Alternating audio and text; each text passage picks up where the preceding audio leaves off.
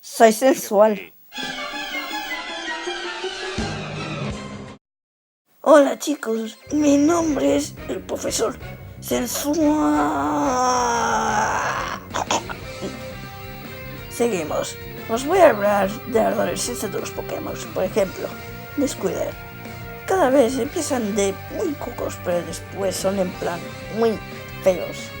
Mirad atentamente. Oh sí, mira cómo voto. Dios mío. Oh. Sí. La tercera evolución es un tanto extraña, miradla. Oh sí, Dios mío, unos pisos tengo. Es demasiado precioso. Sí, nena. Bueno, la segunda evolución es muy... Bueno, padre, dame $5. Joder, que quiero un nuevo juego ya. También me quiero comprarme un Aquarius. Pero ya, rápido. Venga, puto padre. Bueno, empezamos con la serie, ¿no? Tío, ¿te has comprado la nueva Wii U? Es la hostia, tío. Es una mitad hostia. No, tío, los juegos no son sensuales. Además, esa empresa no tiene originalidad. Mira, fíjate, chaval. El Super Mario Wii, el Mass Effect 3, Nintendo Land y el Wii Sports.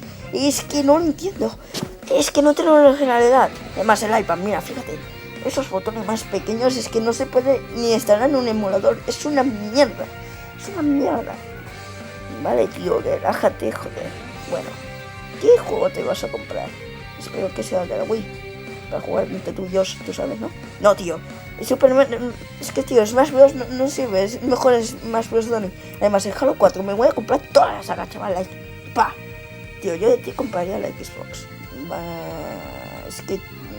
Vale. Tampoco no jugaba la Wii U, pero...